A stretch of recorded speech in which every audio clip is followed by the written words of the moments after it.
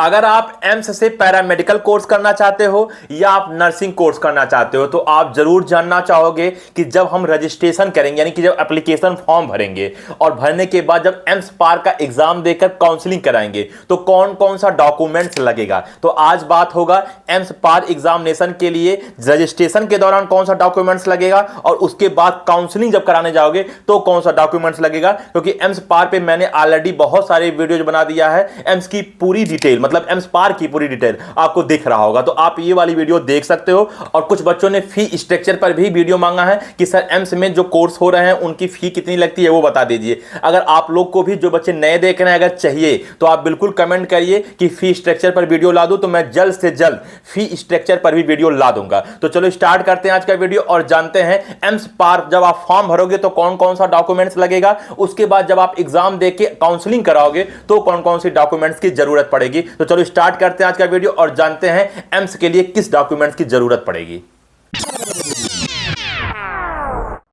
Hello students, मैं अनुप्राग, मेरे YouTube channel spark classes पर आप सभी लोग का स्वागत है। तो जैसा कि आपने स्टार्टिंग में सुना होगा कि इतने समय एम्स पार के जब एप्लीकेशन फॉर्म आउट होगा तो उस समय कौन सा डॉक्यूमेंट्स लगेगा, और अगर आप उस एग्जाम को दे लेते हो, क्वालिफाई कर लेते हो, तो काउंसलिंग के दौरान कौन कौन सा डॉक्यूमेंट्स लगेगा। तो सबसे पहले मैं बता दूं, जब आप एप्लीकेशन फॉर्म भरोगे जो कि इसका मार्च में फॉर्म आउट होता है, तो एप्लीकेशन फॉर्म भरते समय मैं आपको बता दूं कि आपकी जो कास्ट सर्टिफिकेट है वो लगेगा। जो जनरल के हैं उनका कास्ट सर्टिफिकेट यानी कि कैटेगरी सर्टिफिकेट नहीं लगता, जाति प्रमाण पत्र की बात हो रहा है। अच्छा, वहीं अगर आप स्पेशल कोटा से हो जैसे पीडब्ल्यूडी, अगर मान लीजिए आप हैंडीकैप हो तो भी आपको क्या बोलते हैं वो अपलोड करना होगा। लगने का मतलब जब आप ऑनलाइन फॉर्म भरोगे तो उसमें आपको अपलोड करना होगा एक सही डायमेंशन में, वो बताएगा कितने डायमेंशन में आपको अपलोड करना है। जब आप कैफे पे जाओगे तो वो बता देंगे कि कैसे क्या करना है, और हो सकता है आप स्वयं से भरो। तो अगर आप स्वयं से भर रहे हो तो आप इतनी जिम्मेदारी तो ले ही रहे हो कि आपको भरने आता होगा, ठीक है।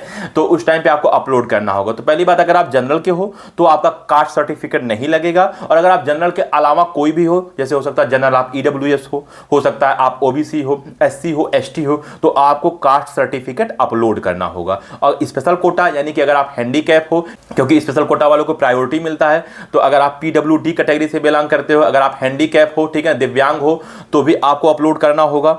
अगर आपके पास एनसीसी सर्टिफिकेट है तो भी आपको अपलोड करना होगा। वहीं अगर आप एक्स सर्विसमैन सर्टिफिकेट है तो भी आपको अपलोड करना होगा। तो आपको बात समझ में आ गया होगा कि जनरल के अलावा किसी भी कैटेगरी से अगर आप बिलोंग करते हो तो आपको क्या करना होगा, अपलोड करना होगा एप्लीकेशन फॉर्म भरते समय कास्ट सर्टिफिकेट, ठीक है। और अगर आप special Kota PWD NCC ex serviceman हो तो भी आपको अपलोड करना पड़ेगा। खैर, इसके आगे चलें तो आधार कार्ड, ठीक है ना, आपको अपलोड करना होगा। उसमें नंबर वगैरह आधार कार्ड का वो मांगेगा। आपको अपना फोटो अपलोड करना होगा, लेकिन जो फोटो है उसके पीछे का जो आपका बैकग्राउंड है वो व्हाइट होना चाहिए, और पासपोर्ट साइज फोटो होना चाहिए, और रिसेंट फोटो होना चाहिए, बहुत पुराना फोटो नहीं होना चाहिए। उसके बाद मार्कशीट, अगर आप क्लास 12 पास आउट कर लिए हो तो आपको क्लास 12 का मार्कशीट क्या बोलते हैं अपलोड करना होगा। और अगर आप मान लीजिए क्लास 12 पास आउट नहीं किए हो, उस साल आप क्लास 12 में हो, क्योंकि कोई जरूरी नहीं है कि सबका मार्कशीट मिल ही गया हो। फरवरी में एग्जाम होता तो मार्च में मार्कशीट नहीं आ जाता है, तो आप देखोगे अपीयरिंग का ऑप्शन होगा, अपीयरिंग के ऑप्शन पे आपको क्लिक कर देना होगा, ठीक है ना, यानी कि आपको सिलेक्ट कर देना होगा। तो समझ जाएगा कि मतलब अभी आपका मार्कशीट आया नहीं, आप क्लास 12 में हो। उसके बाद आपका सिग्नेचर आपको अपलोड करना होगा, जो आप ओरिजिनल सिग्नेचर करते होगे वो आपको अपलोड करना होगा। ये सब सारी चीजें आपको एप्लीकेशन फॉर्म भरते समय अपलोड करना होगा। अच्छा, जब आप एप्लीकेशन फॉर्म भर लिए तो उसके बाद आपका एग्जाम होगा एम्स पार, जो कि आपको स्क्रीन पे एक वीडियो दिख रहा होगा, ठीक है ना। इसमें मैंने सारी बातें बताया है कि कैसे इसका एग्जाम होगा, क्या क्या सिलेबस में आता है, पेपर पैटर्न कैसा होता है, नेगेटिव मार्किंग होता है या नहीं होता है, इसमें कितनी मतलब इस फॉर्म में कितने आपके पास ऑप्शन होते हैं नर्सिंग के, ठीक है ना, पोस्ट, ऑनर्स और पैरामेडिकल, सारी बातें बताया। आप जब देखोगे तो आपको कंप्लीट जानकारी मिलेगा। खैर, यहां सिर्फ डॉक्यूमेंट से रिलेटेड बात हो रहा है, ठीक है।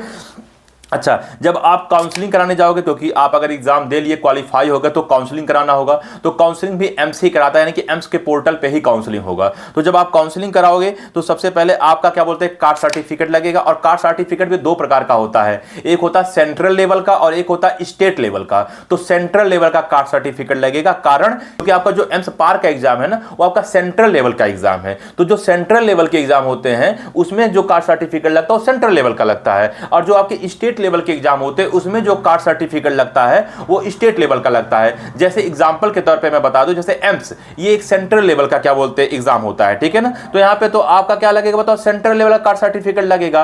और अगर मान लीजिए आप सीनेट का एग्जाम दे रहे हो तो सीनेट आप जानते होंगे कि उत्तर प्रदेश का मतलब एग्जाम है, ये उत्तर प्रदेश के बाहर इसका एग्जाम नहीं होता है। तो यहां पे अगर कास्ट सर्टिफिकेट लग रहा है तो यहां पे स्टेट लेवल का लगता है।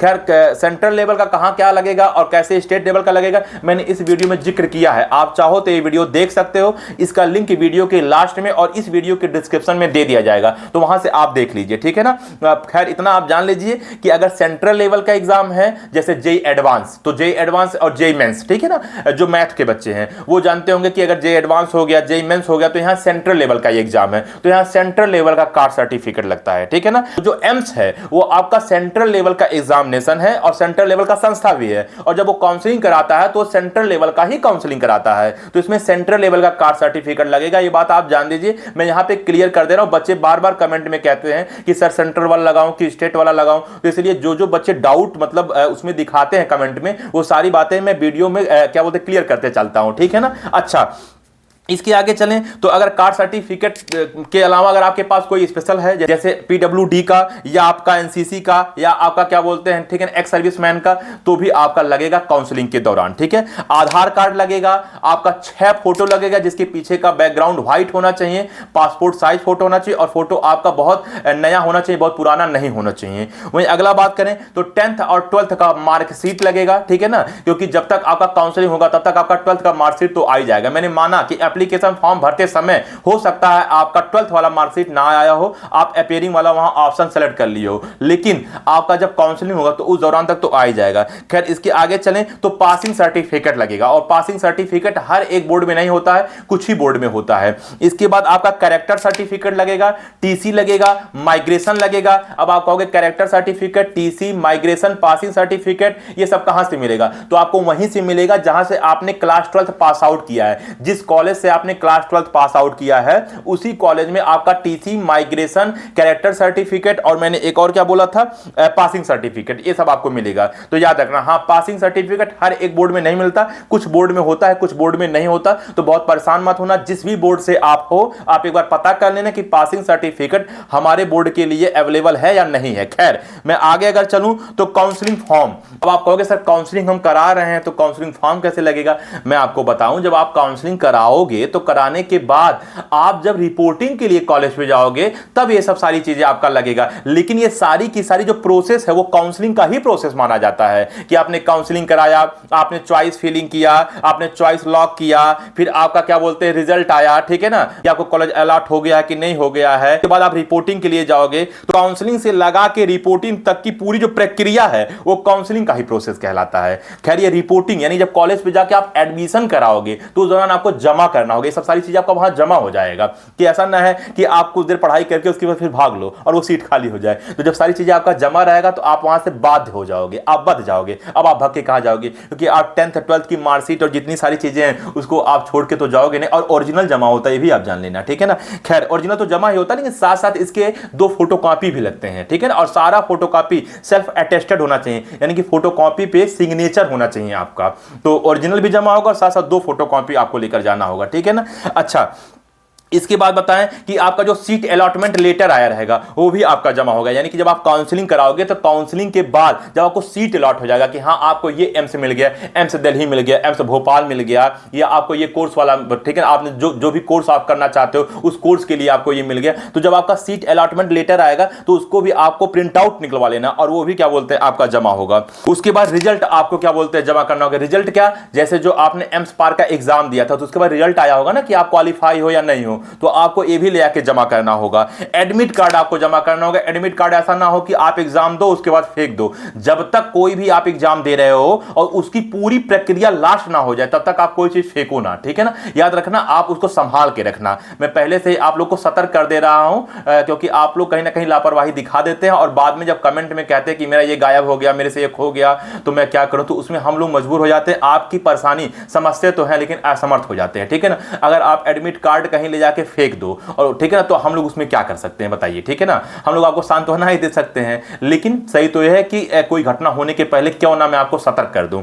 उसके बाद गैप सर्टिफिकेट, जैसे मान लीजिए आप एम्स पार का एग्जाम आपने दिया और क्लास 12 जिस साल आप पास आउट हुए, तो जिस साल आप क्लास 12 पास आउट हुए और जिस साल आप एम्स पार का फॉर्म भर रहे हो, उनके बीच में अगर एक आध साल का गैप है, कम से कम 1 साल का गैप है, 2 साल का गैप है, तो आपको गैप सर्टिफिकेट बनवाना होगा। गैप सर्टिफिकेट के बारे में सारी डिटेल मैंने इस वीडियो में बताया है कि कैसे गैप सर्टिफिकेट बनेगा, कितना चार्ज लगता है, क्या होता है। तो अगर आपका गैप है तो आपको गैप सर्टिफिकेट बनवाना होगा, और अगर आपका गैप नहीं है, जिस साल आप क्लास 12 पास आउट कर रहे हो उसी साल आप ये फॉर्म भर रहे हो, तो आपका गैप सर्टिफिकेट नहीं लगेगा। जैसे 2025 में मान लीजिए मार्च में इसका फॉर्म निकला और 2025 में आप क्लास 12 भी पास आउट हो रहे हो, तो आपको गैप सर्टिफिकेट बनवाने की जरूरत नहीं है। 2025 का एग्जांपल मैं इसलिए ले रहा हूं क्योंकि आने वाला जो आपका सेशन है वो 2025 का ही है, ठीक है ना। एक बात और बता दूं, कुछ बच्चे कहेंगे सर डोमिसाइल नहीं लगेगा क्या, सर क्या बोलते हैं ये इनकम सर्टिफिकेट नहीं लगेगा क्या। तो डोमिसाइल और इनकम सर्टिफिकेट ये आपका नहीं लगता है, क्योंकि डोमिसाइल इसलिए नहीं लगता है क्योंकि ये सेंट्रल लेवल का एग्जाम है, इसलिए आपके मतलब क्या बोलते हैं निवास प्रमाण पत्र की आवश्यकता इसमें नहीं है। तो मैंने जितने डॉक्यूमेंट्स आपको बताएं, ये डॉक्यूमेंट्स आपका कब लगेगा, काउंसलिंग वाले में। काउंसलिंग में वो भी कब, जब आप कॉलेज पे रिपोर्टिंग कराने जाओगे, वो भी आपको ओरिजिनल भी लगेगा और साथ साथ 2 फोटोकॉपी भी लगेगा। और उसके पहले मैंने क्या बताया कि जब आप एप्लीकेशन फॉर्म भरोगे तो आपके डॉक्यूमेंट्स लगेंगे ही नहीं, डॉक्यूमेंट्स आपको क्या होगा बताओ, ऑनलाइन अपलोड करना होगा। ठीक, तो ठीक है, आपकी सारी डाउट इसमें क्लियर हो गई होगी। अगर आपको एम्स के फी पर वीडियो चाहिए तो आप कमेंट करो, ये भी वीडियो कल तक या परसों तक आपका जल्द से जल्द मिल जाएगा, क्योंकि बहुत कम से कम समय में आपको ये वीडियो प्रोवाइड करा दिया जाएगा। तो ठीक है स्टूडेंट, आपको पूरी समझ में आ गया होगा कि एप्लीकेशन दौरान, यानी कि जब आप फॉर्म भर रहे हो और जब आप रिपोर्टिंग कराओगे तो उस दौरान आपको कौन कौन सा डॉक्यूमेंट्स लगेगा। तो ठीक है, इस वीडियो में इतना ही। अगर आपको एम्स से रिलेटेड या इसके अलावा किसी भी एग्जाम से रिलेटेड डाउट है, समस्या है, तो मैं जानता हूं कि समस्या आप हमसे जरूर बताएंगे, और जब आप बताएंगे तो आप ये भी जानते हो वीडियो भी आपको मिलेगा। थोड़ा लेट हो सकता है, 1-2 दिन का, 4 दिन का, लेकिन ऐसा नहीं कि वीडियो नहीं मिलेगा। आपकी सारी कमेंट्स जो आपका डाउट रहता है वो हम लोग एक कॉपी में लिख लेते हैं और एक एक करके हम लोग वीडियो बनाते हैं। यही हम लोग का प्रोसेस है, आप जो कमेंट करते हो उसी से हम लोग वीडियो बनाते हैं। तो ठीक है स्टूडेंट, इस वीडियो में इतना ही, मिलते हैं अगले वीडियो में, तब तक के लिए जय हिंद।